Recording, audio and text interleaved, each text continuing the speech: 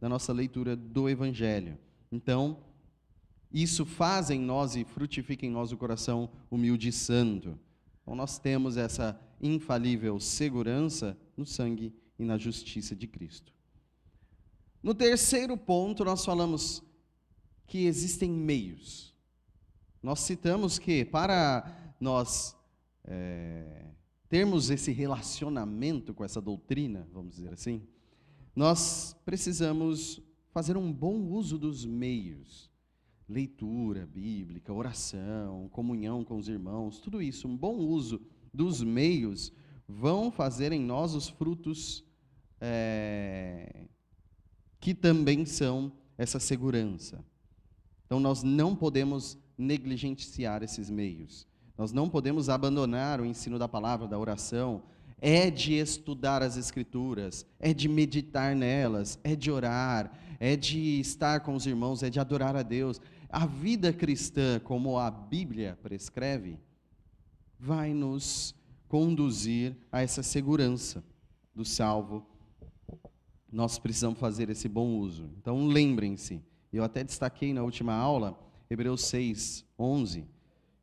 Hebreus 6:11 diz: queremos que cada um de vocês mostre essa mesma prontidão até o fim, para que tenham a plena certeza da esperança. Então, para que tenham a mesma certeza, vocês têm que continuar nessa mesma prontidão. Então, continuem arregaçando as mangas, continuem dobrando os joelhos, continuem lendo, continuem orando, continuem ouvindo, continuem, para que vocês tenham plena certeza da esperança, para que vocês recobrem em vocês a segurança que há em Cristo. Então, lembra que a gente citou, esse é um versículo bom para você visitar um irmão que está negligenciando estes meios. Bom, então, chegamos ao ponto 4, e vamos lembrar novamente uma premissa valiosa nossa aqui. Estamos falando da certeza da salvação, nossa relação com essa certeza, é importante para a vida cristã, para a paz, amparo, consolo, descanso.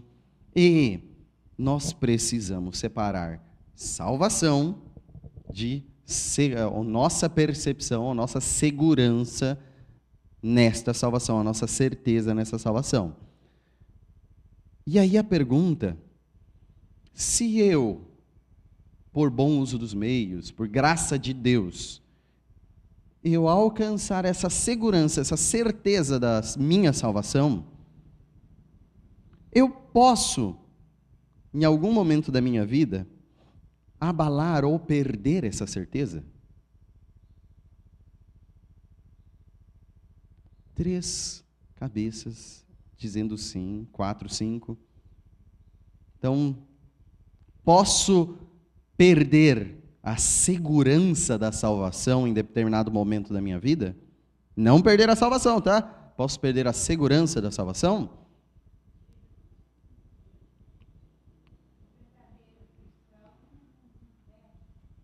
A salvação não perde. Essa conclusão fica firme. Mas ele pode duvidar da sua segurança? Pode. Bom, então todos aqui já têm essa consciência do que o ponto 4 vai tratar. Sim, há momentos na vida que geram certa insegurança da nossa própria salvação. Isso pode acontecer. E pior, pode estar acontecendo com alguns de nós, tá? Pode estar acontecendo. Lembrem, diferencia. A pessoa é salva e está segura em Deus, mas não está certa disto. Aquele momento que o Silvio Santos perguntasse, você está certo disso? A pessoa, não estou, mesmo estando salva. Mesmo estando salva. Aí cabe o trabalho da igreja, inclusive para amparo e consolo desta pessoa. Então vamos lá para o ponto 4, leitura integral. Os verdadeiros crentes podem ter a certeza da sua salvação abalada, diminuída e interrompida.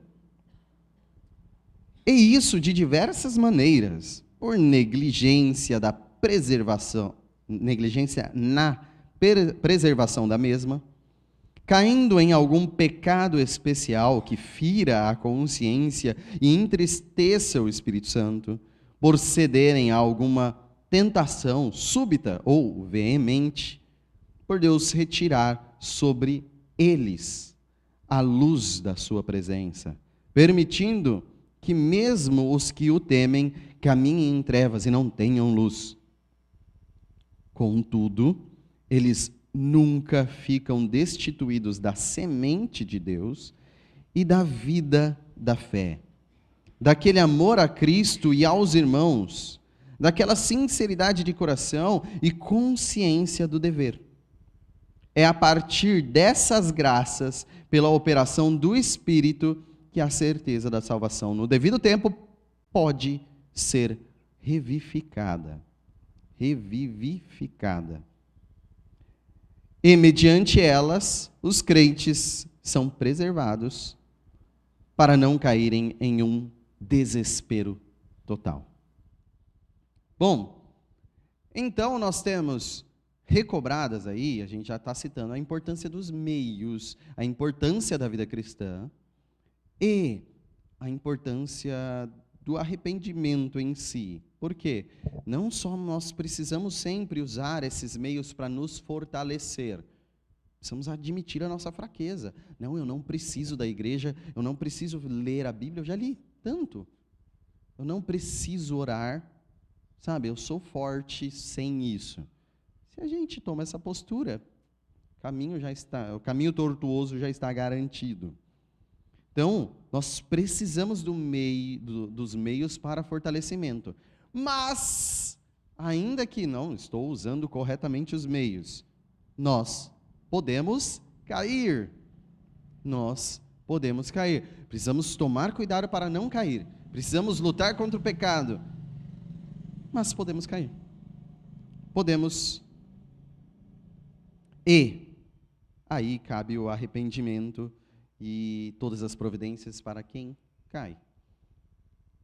No primeiro trecho fala, os verdadeiros crentes podem ter a certeza da sua salvação abalada, diminuída e interrompida. Isso de diversas maneiras. E aí ele começa por negligência na preservação da mesma. Então, verdadeiros crentes. Entenda, começa assim, os verdadeiros crentes, para você não ter dúvida, esse daqui é um falso. Não, estamos falando daquele salvo, e aquele salvo que está salvo e garantido na mão de Deus, e ninguém toma ele da mão de Deus e vai para o céu, certeza, ok? É deste que estamos falando. Então, em nenhum momento aqui nós vamos duvidar da salvação dessa pessoa, ok? Ela é salva. Porém, nós estamos falando da certeza da salvação. E ela, particularmente, pode ter a sua certeza de salvação, primeiro, abalada, sabe aquele momento que talvez uma situação desconcertante, ou uma pergunta desconcertante, e você dá aquela mexida no seu eixo, dá aquele terremoto da dúvida. Pode ter uma dúvida, pode ser teológica essa dúvida, sabe? Alguém apresenta um versículo assim, daqueles que não creem nessa doutrina, e dá aquela mexida, será? Pode existir o abalo. Só que aqui está num nível muito simples, é só um chacoalhão. Só estão conformados, só? Sim. Depois, a sua certeza pode também ser diminuída. Não só abalou, mas como diminuiu, sabe? Se você tem certeza, mais ou menos. Assim, fui ensinado que sim, mas não estou 100%. Ou, no pior aqui, ele trata do pior cenário, interrompida. Ou seja, vai dar um pause na sua certeza. Você não tem mais a sua certeza, ela está interrompida neste momento. A ideia é que ela pode voltar a acontecer, mas ela está interrompida. Na certeza da salvação. Você não se sente mais seguro da sua salvação, sendo salvo, tá? Bom, então a ideia aqui é que tudo isso pode acontecer. Os irmãos já concordaram que isso pode acontecer, a maioria, mas o Luan quer falar. Diga! Desistiram de falar. Mas pode conversar conosco aqui, apimentar a nossa conversa.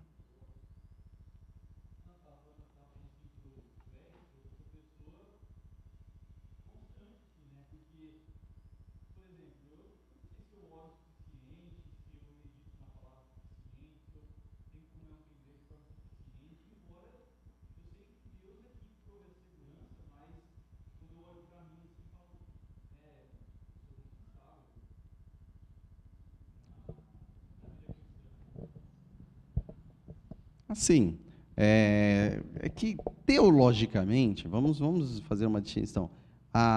Você pode manter uma informação teológica de que existe segurança e salvação e de que você é salvo, e essa mera informação pode não ser contestada. É mais uma questão de núcleo da sua segurança em Cristo, mesmo mediante diversos momentos da vida. Não é intelectual. Talvez, realmente, como foi citado aqui, quem crê nessas doutrinas da segurança da salvação, talvez intelectualmente nunca tenha mesmo nenhuma objeção. Fala, não, eu acredito nisso e eu fui salvo. Mas sabe aquele relacionamento com isso, sincero, e falar, se você tivesse que abrir o seu coração e falar, você, pelo seu estado espiritual atual, como você se sente? Aí fala, olha, eu me sinto muito longe. Só que se essa pessoa realmente está firmada na graça, ela vai manter. Porque, logicamente, se você está firmado na graça, não depende nem do seu próprio sentimento e você vai continuar intelectualmente, sabe, racionalmente, na doutrina da perseverança.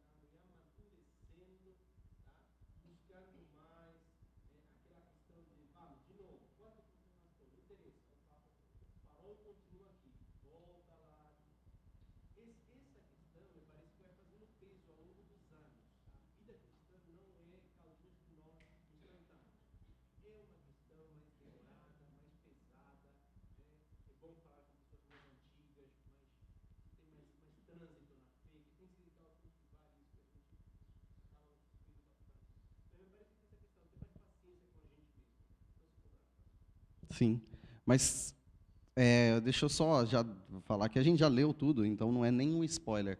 Mas ele vai falar de momentos, algumas situações que geram essa desconfiança, tá? Então, não quer dizer que se você ficar negligente com os meios, você vai perder a segurança na salvação. Não é isso. Está falando que pode. Pode. Você pode. Então, alguém pode ficar negligente e começar, por causa da sua negligência, perder a sua segurança, perder aquela confiança. Tiago, também, assim, em momento algum, eu tenho dúvida sobre a doutrina da segurança e salvação, porque é Deus garantindo isso. Sim. Mas a questão é que, Pessoal. quando eu olho para mim, às vezes me comparo com outras pessoas, com outros relatos, né? Muitas vezes eu me vejo distante, é um sentimento, às vezes, de frustração, porque eu quero fazer por merecer. Essa que é a questão, às vezes, né? Não de forma assim, quando eu percebo depois que eu estou querendo fazer por merecer. Mas é um sentimento de angústia, às vezes, né? Porque eu olho e falo assim, nossa, eu falho aqui diversas vezes. E essa que é a questão. Eu penso, né? Será que eu estou bem, não estou? Não sei se os irmãos também têm esse sentimento, sim, não sei. Sim. Vamos dizer assim, apesar disso já ser um diagnóstico, eu não posso fazer isso, mas pode ser mais aquilo lá, dar um certinho, pequenos abalos na nossa própria confiança. Pequenos abalos. Lógico, nós não estamos falando que por causa disso a pessoa interrompe, não, porque é por isso que eu estou conversando com os irmãos sobre o capítulo anterior e este. São 2 capítulos diferentes. Uau! Que informação importante. 2 capítulos são 2 capítulos. Por quê? O capítulo anterior fala da doutrina da perseverança dos santos. Todo mundo vai lá, lê, compara e fala, ok, existe, é fato. Agora esse capítulo e você, com essa doutrina? Você sente que você é seguro? É essa a reflexão desse capítulo. E aí, às vezes eu abalo, mas é pouca coisa, porque eu confio que existe a doutrina e que ela se aplica à minha situação, mas eu estou meio zoado. Então, tem certas desconfianças mesmo que mínimas. Caio e depois... Eu achei importante a gente falar também, Tiago, sobre o papel da igreja nessa construção da certeza da salvação, né? Porque, apesar de algumas denominações professarem, não ensinam totalmente. Então, assim, uma das primeiras vezes que eu vejo se discutir sobre a certeza da salvação está sendo aqui. E aí a gente acaba construindo indivíduos com mais segurança. A partir do momento que a gente discute e expõe o tema, facilita e propaga. Então, se existe também momentos falhos em que a gente perde ou enfraquece a certeza na salvação, é porque a gente não estuda, né? Então, acho que o papel da igreja tem sido fundamental para que isso aumente. E David ou Laura? Várias vezes, quando meu pai estava aconselhando pessoas que vieram de outras denominações, lidando com esse abalo, ou na minha própria vida, sempre falava, para cada olhada que dá para si mesmo, dá 10 mil olhadas para Cristo, que resolve.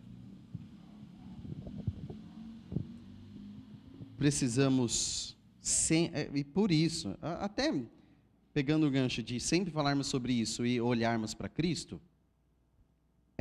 nós não podemos cessar. Entendam o porquê, tá? Por que fala tanto da graça?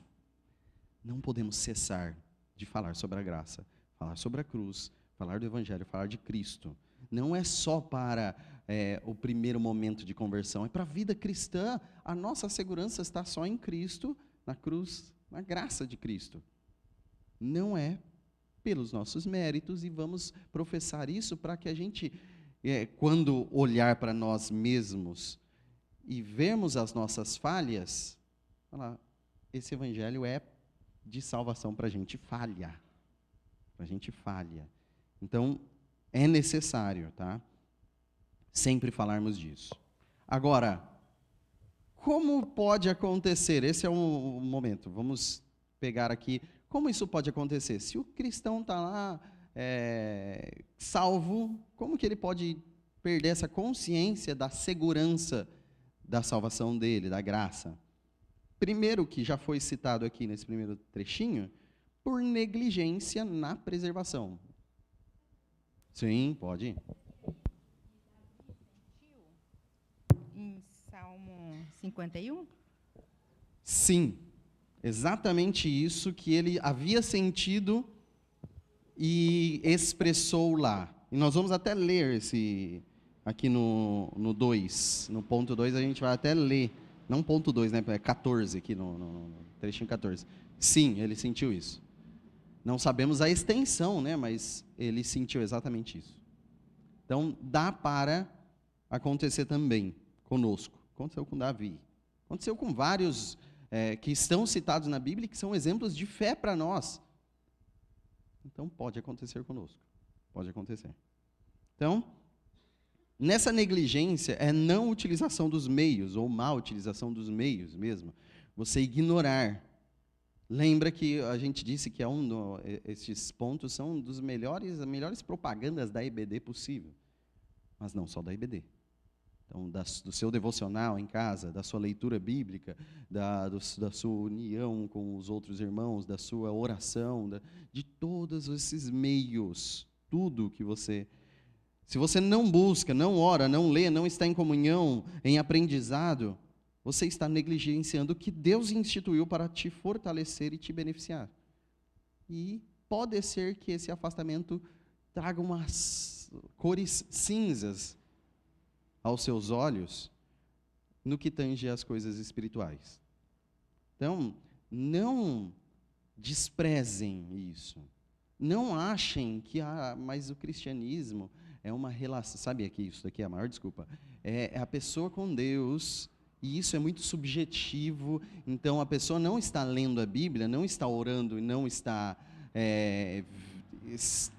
em comunhão com a igreja, mas do jeito dela, ela tem mantido a sua fé. Você está falando o que Deus disse que serve para fortalecer, está sendo cuspido fora. E ela, com a sua própria visão, está resolvendo a sua situação. O que vai acontecer a longo prazo? O que pode acontecer a longo prazo? Se ela for verdadeiramente salva, ela pode perder essa segurança.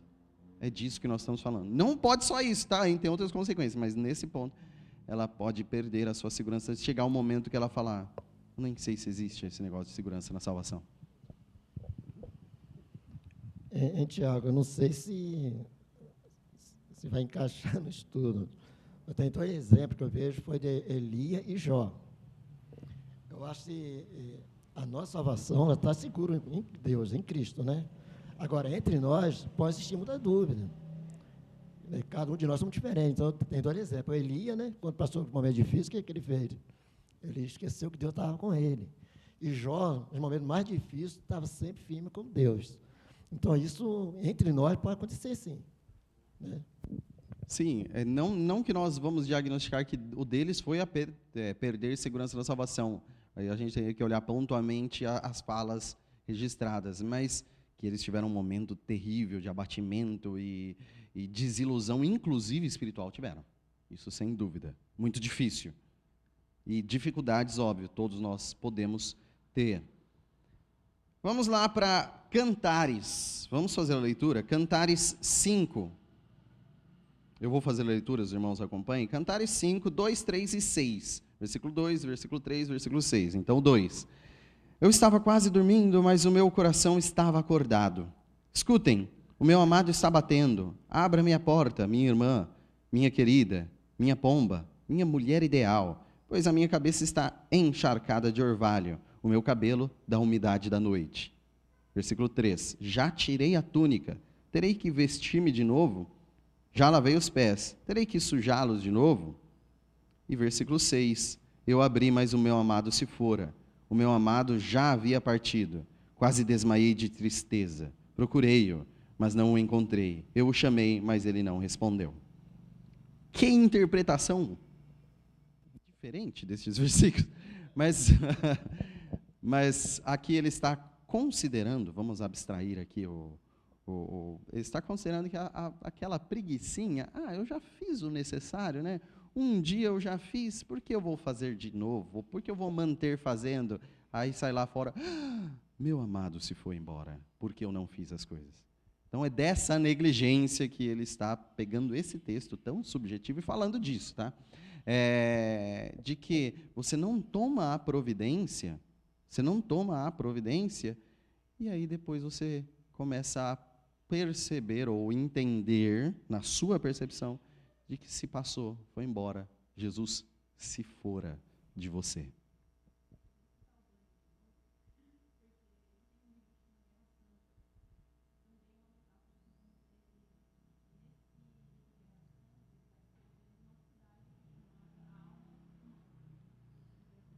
A alma? Ah, sim.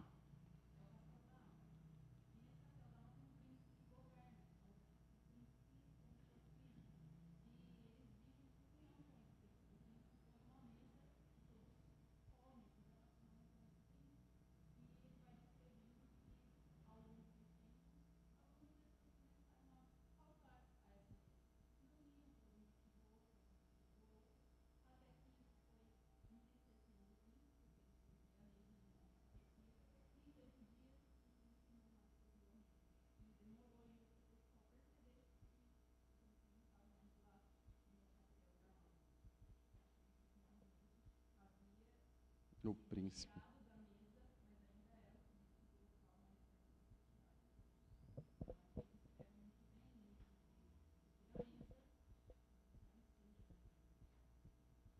Então, a nossa negligência, deixemos claro, as coisas pertinentes à fé cristã não são apenas um momento da vida, é a vida. Então, não há só essa, sei lá, ideia tão contemporânea que surgiu, sei lá, na segunda metade do século anterior, de que basta fazer uma decisão ao lado de Cristo. E que foi recentemente tão combatida, talvez o ápice desse combate foi aquela pregação do Paul Washer, né? Começou a ser...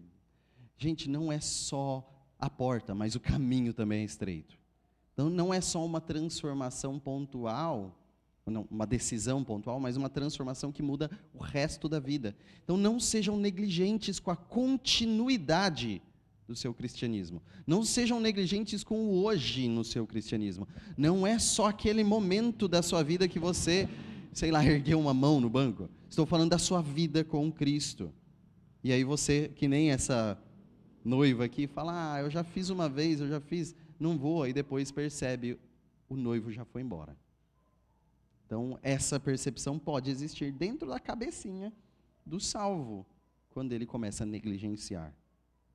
Então, essa falta de prontidão, de sobriedade, de vigilância em si, pode gerar esse problema. Então, a questão é, bem simples, o que eu posso fazer para não dar brecha à negligência na minha vida? O que eu posso fazer? Sempre e incessantemente eu preciso buscar me arrepender, saber que eu falho, mas buscar correção das falhas em Cristo, pelo Espírito, não pelas minhas próprias forças. Agora, o ponto importante, como eu posso fazer, ou o que eu posso fazer, para que os meus irmãos não sejam negligentes? O que você pode fazer para que o seu irmão que está ao seu lado, que está aqui, não seja negligente? Porque nós também temos papel nisso. Não é um jogo eu e Deus apenas, mas eu, meu irmão, também. Amar a Deus e amar ao próximo. O que podemos fazer pelos nossos irmãos?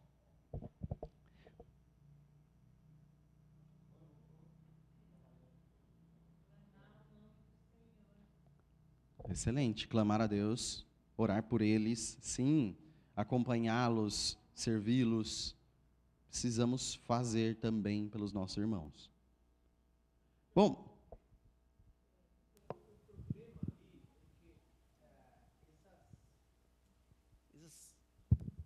vamos dizer, essa sombra sobre a experiência cristã, muitas vezes de cunho íntimo. sim. É terrível, porque a pessoa entra numa espiral, assim, e vai se afundando, é muito complicado. E enquanto você estava falando, eu fico pensando no valor da comunhão como igreja, que está tão vilipendiada esses tempos últimos, vamos dizer, 15, 20 anos, está um desprezo pela vida em comunhão, está um desprezo pela vida comunitária, pelo culto de louvor comunitário, pela oração pública, pela leitura da palavra. Tipo, isso não tem a ver com Terceira Igreja Batista de Presidente Prudente. Tem a ver com a cristiandade em geral. Abrange todos os níveis, de todas as expressões, as manifestações da cristiandade. E é terrível, é devastador, porque a pessoa vai se afastando e ela está convicta de que está fazendo certinho, está orando em casa. Mentira! Se você estivesse orando de verdade, você ia querer estar com seus irmãos. Se você estivesse lendo a Bíblia e olhando para Cristo, você queria estar com mais alguém que estivesse igual, porque você iria ver a dificuldade da vida e a bênção de estar junto com os outros. E esse é um ponto. Outro ponto muito importante para mim nessa questão, e eu ainda estou pensando no que o Luan falou, a adoração. É interessante que, e volto na dogmática, na liturgia reformada, a adoração é central. Não o louvor, tá? Não as ações de graças, a adoração é central. O culto inicia com adoração. Não interessa se você durante a semana pecou, se você durante a semana sentiu-se frio, se você durante a semana estava ruim. No culto dominical, o lance é a adoração. Quando você olha para Cristo, quando você o adora, necessariamente, talvez você se afunde mais ainda na sua sensação de desespero, mas necessariamente o Salvador surge. Aí que vem a questão da intercessão, aí que vem a questão de como colocamos Deus na nossa vida, o arrependimento, tudo mais, e andar juntos. Mas essas duas coisas, Tiago, para mim são fundamentais. A congregação e a adoração comunitária. Não tanto louvor é importante, mas a adoração. Deus, quem que é Deus e por que Ele é assim e como que Ele age, tararara, tudo isso. A adoração, para mim, essas duas coisas são importantíssimas. Bom, eu vou para a primeira, que é muito mais simples para mim. A segunda é muito profunda mesmo. Uma coisa que a gente precisa... Eu tenho falado algumas vezes pontualmente, a gente precisa entender que tem problemas, que, como o pastor falou, de foro íntimo. Mas a igreja, não toda a igreja, não caiam nessa balela, toda a igreja, mas os irmãos precisam ter intimidade com irmãos. Não serão todos, isso é surreal. Infelizmente, não aqui pelo menos, talvez no céu. Mas nós não vamos ter intimidade com todos os irmãos da igreja. Mas precisamos ter intimidade com cristãos. Esse é o ponto. Às vezes, ideal até que seja da igreja local, mas, enfim, cristãos.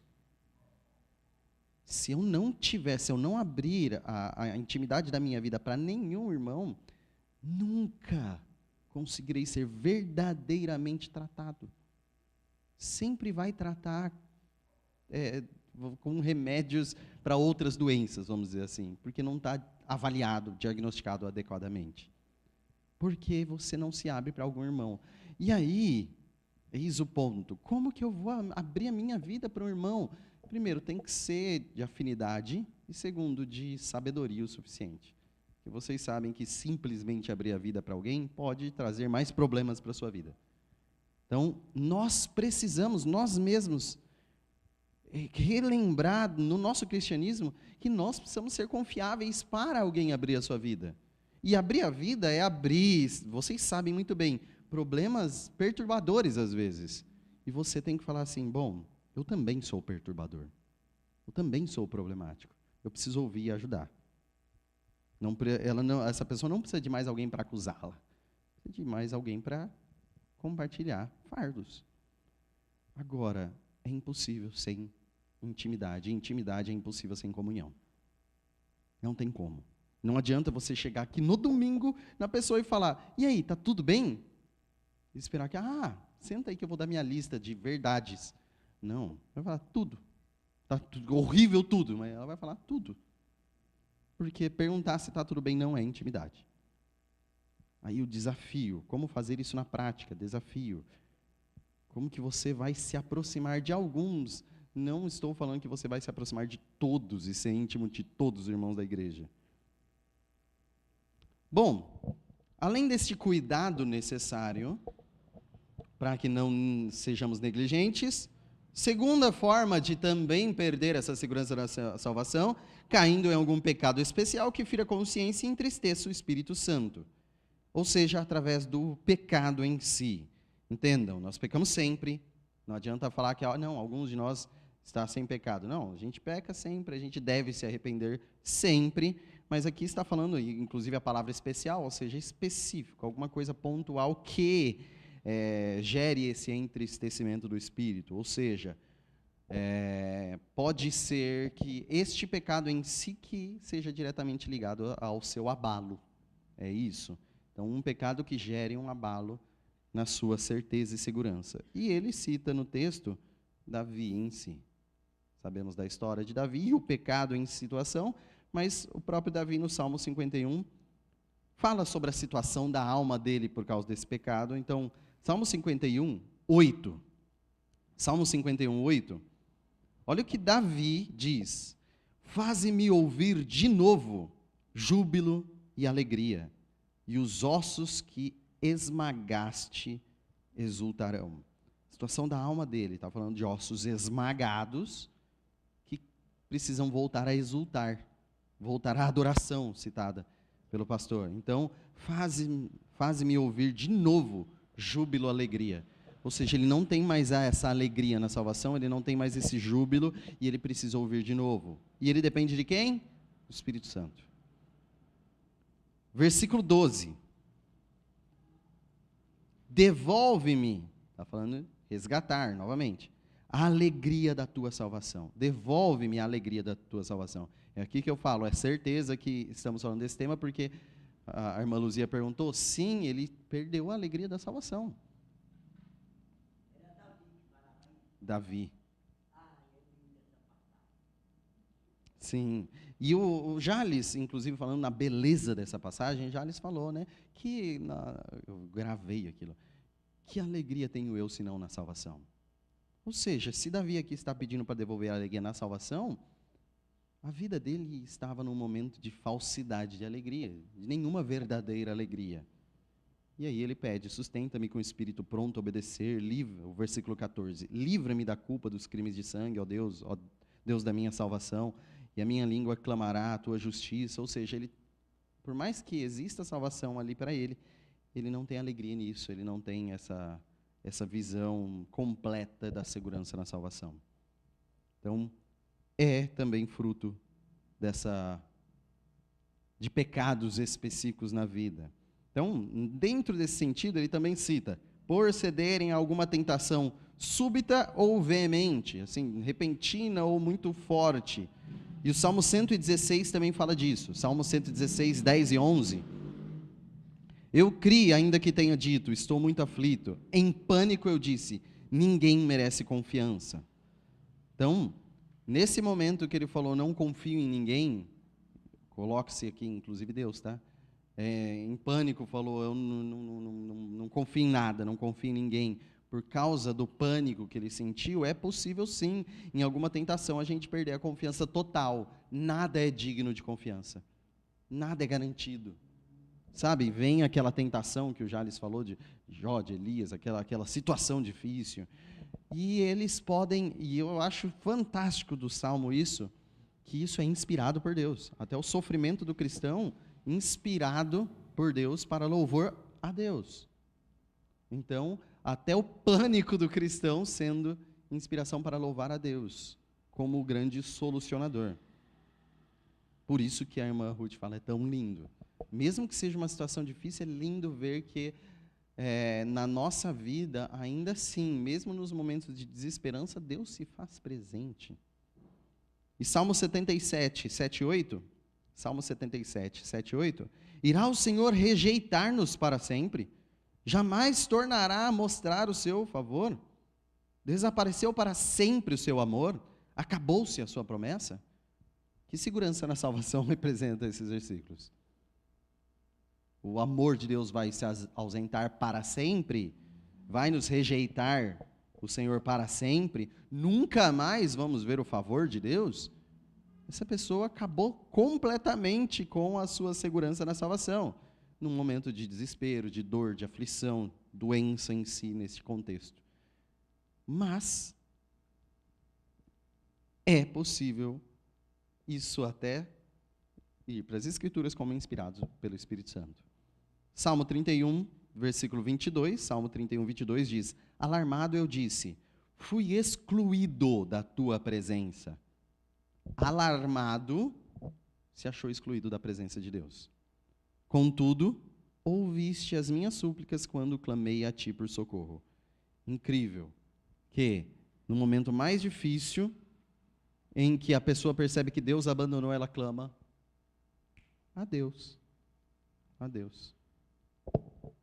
Então, em desespero, e aqui é um cerco do inimigo sobre Israel, então, com esses problemas enormes, o desespero bate, e sim, há possibilidade de, nessas tentações súbitas ou muito grandes, a gente perder essa segurança em si. Agora, novamente, preciso então resgatar o que eu preciso fazer para resgatar a minha segurança em meio a pecados, tentações, e está no arrependimento, a resposta. Está na confiança e no clamor a Deus.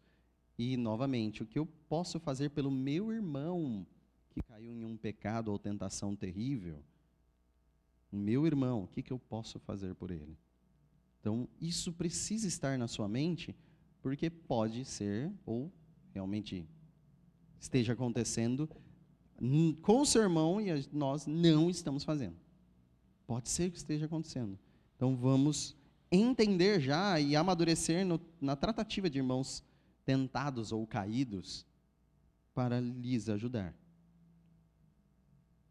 E ele coloca mais uma causa, mas sinceramente para mim, o que acontece em todas as causas, o próximo trechinho que diz: por Deus retirar de sobre eles a luz da sua presença, permitindo que mesmo os que o temem caminhem em trevas e não tenham luz.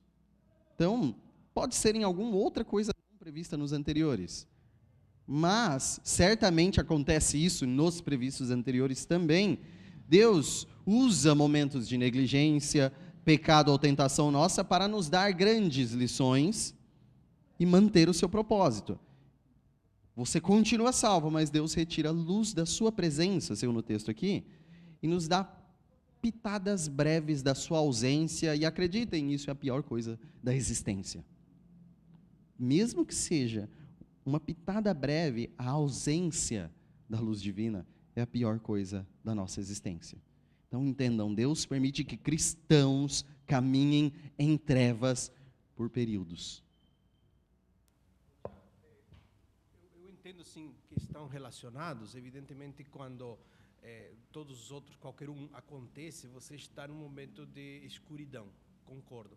Todavia, me parece que ele funciona sozinho. Também funciona sozinho. E tipo, às vezes, as pessoas que estão nessa situação podem sentir-se como abandonadas e tal, por Deus e tudo mais, né? Agora, é um momento de valorizar a graça e também de entender a situação do perdido. O perdido, às vezes, até pode estar rindo, sorrindo, né? Ele pode estar sem dívidas, nem dúvidas, né? Um monte de coisas. Mas ele, não tendo a graça, está em trevas. E essa compreensão, às vezes, lhe é cedida a algumas pessoas dentre o círculo cristão, lhes é concedida essa compreensão da tenebrosidade que é viver sem a graça ou fora da graça de Deus. E com isso impulsionar, por exemplo, o evangelismo, né, a penetração social, as missões a longa distância, etc., né? Me parece que há pessoas que passam por esses momentos de tristeza, amargura, sei lá o que for, né? Como uma forma, talvez, da igreja ficar ciente de que, olha, isso é o que vivencia a grande maioria da população. É uma escuridão tremenda, um absurdo, né, existencial, um vazio mesmo. É fogo, mas eu acho que também entra dentro de um dom, presente, né, no dom do presente. Deixa eu frisar isso. Isso acontece, entendo eu, não é o que está narrando aqui, tá? em todas as outras situações citadas ao mesmo tempo. Mas também pode acontecer em outras situações não citadas. Uma delas é simplesmente a desilusão súbita, inexplicável. Pode ser, do nada, é aquele... Você começa a enxergar a vida preto e branco, acabou. Não existe, pode não existir. Aí que nem os amigos de Jó. Não, é porque você está negligenciando os meios. Não, porque... Não, simplesmente Deus decidiu, para uma grande lição, pelo propósito dele, dar uma pitada de retirar sua luz desta pessoa. E aí não cabe o julgamento, mas cabe o apoio, cabe o auxílio, cabe abrir a Bíblia e orar juntos. Sim, cabe. Então, Salmo 37 diz: Senhor, com o teu favor, deste-me firmeza e estabilidade, mas, quando escondeste a tua face, fiquei aterrorizado. E que versículo. Leiam mais uma vez. Com o teu favor, firmeza e estabilidade. Na tua ausência, quando escondeste a tua face, aterrorizado. Somente no favor de Deus estamos saudáveis. Somente no favor de Deus. Eu gosto muito daquela passagem do caminho de Emaús, aqueles 2 discípulos que estavam tristes, porque Cristo havia morrido, eles tinham essa expectativa de um Cristo que ia salvar, resgatá-los e tal. E aí Cristo aparece, né? E Cristo conversa com eles e pergunta o que está acontecendo. E eles falam, você é o único que está aqui e não sabe o que aconteceu? E Cristo, sendo Cristo, fala, me conta, né? Com esse amor, com esse acolhimento. E aí eles vão contando o que aconteceu. E, os olhos deles estão vendados, eles estão em tristeza. E é Cristo que está caminhando com eles. Então, Cristo vai acompanhando eles, explicando tudo, até que os olhos deles são abertos pela graça. Então, eu gosto de entender que, muitas vezes, esse nosso sentimento de tristeza, de não ver que Cristo está do nosso lado, porque a passagem claramente se relaciona com aqueles versículos que Deus diz, eu nunca te abandonarei, eu sempre estarei com você. Mas, de alguma forma, os nossos olhos ficam vendados e dá essa angústia que eles sentiram. E aí, quando os olhos deles são abertos, é como se tudo fizesse sentido. Ele sempre estava aqui conosco, entendeu? Eu não sei se isso ajuda, mas... Exatamente isso. Por quê? Aqueles discípulos não quer dizer que a gente vai acusá-los que eles estavam em grave pecado, negligentes, ou estavam longe de Cristo. Não, é simplesmente vamos puxar, na verdade, a sardinha para a nossa terminologia aqui, as trevas dos olhos deles. Não são trevas de pecado, é simplesmente não entender, não compreender que Jesus estava com eles. Sim, se Deus, se o Espírito Santo dá a luz aos nossos olhos, enxergamos Cristo. Sem dúvida, enxergamos Cristo. E isso quer dizer que estabilidade, segurança, tranquilidade, paz. Trevas nos olhos, ausência, aterrorizados. E é o sentimento dos discípulos ali em Emaús mesmo. Caramba, será que tudo que a gente estava acreditando foi em vão? Tudo se perdeu? Ele está morto. É essa desesperança mesmo.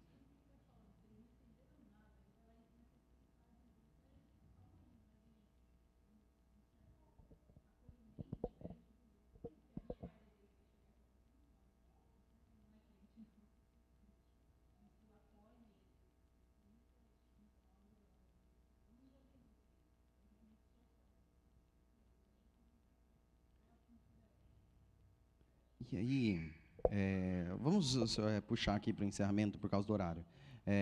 Qualquer coisa eu pincelo na próxima aula. Mas a pergunta é, você está seguro? Agora é questão de sentimento, não apenas razão, tá? Não é só informação intelectual, estou falando de sentimento também. Percepção íntima. Você se sente seguro em Deus e confiante da sua salvação? É disso que nós temos falado. Não baseada, como nas primeiras aulas a gente citou, no medo. Você sente que foi excluído o medo do seu coração, o medo do inferno, o medo da condenação? Você se sente seguro, tranquilo em Deus e na sua salvação? Essas são as perguntas importantes para a sua alma. Então, como você se sente? Entenda que não quer dizer que você está em pecado necessariamente, não quer dizer necessariamente que você está abandonando os meios, sendo negligente, mas sim, você pode estar lendo a Bíblia e seus olhos não enxergando Cristo. Vocês podem estar cantando de Cristo e não entendendo a abrangência verdadeira disso. Pode. Você pode estar assim.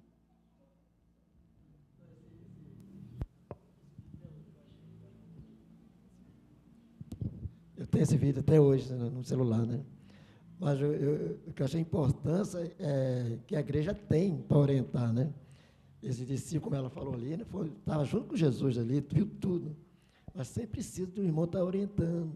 Faz de conta que Jesus é o irmão, né? Orientando para a gente sempre abrir nossos olhos, estão fechados.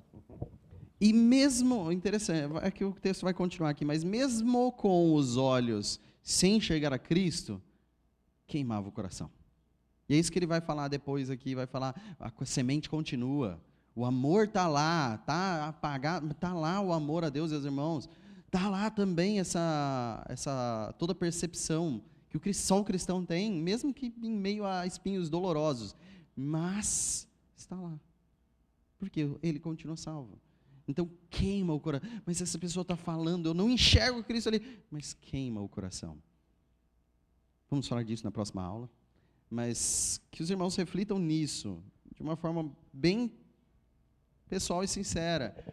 Precisamos, para benefícios 1000 na nossa vida, não só cultivar em nós essa segurança, essa certeza, esse relacionamento com a doutrina da perseverança dos santos, mas cultivar nos nossos irmãos, apoiá-los, ajudá-los. Como? Vamos orar.